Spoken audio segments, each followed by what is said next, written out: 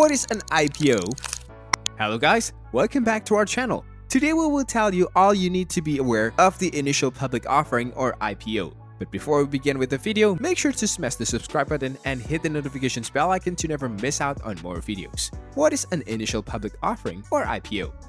It refers to a procedure that offers the shares of private corporations to the public. It is done in new stock issuance. Issuance it to increase its capital from various public investors. When private companies are transitioning into public companies, it can prove important for private investors to fully realize the gains from various investment, as they include share premium for current private investors. On the other hand, at the same time, it also provides opportunities to the public investors to participate in the various offerings. The initial public offering can be considered the first time a company provides its share to the public. It is the time when a private company decides to make itself public. By the initial public offering process, the private companies can open the sale of their stocks and shares to the general public. Before the initial public offerings, the company had very limited shareholders. These shareholders include the angel investors, the founders, and the venture capitalists. But during an initial public offering, the company provides its share to the public. Investors ready to make investments can buy these shares from the company directly and can become shareholders in the companies.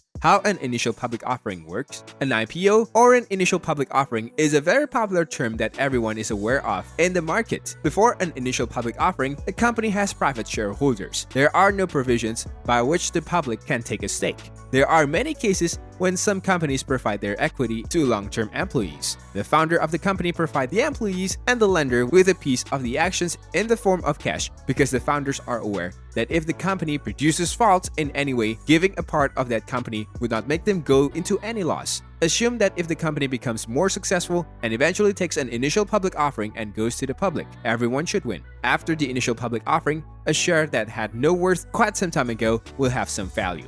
This was all about initial public offering and how it benefits all. Subscribe to our channel for more amazing updates. If you liked the video, please press the thumbs up button. Comment below which is your favorite game on Minecraft.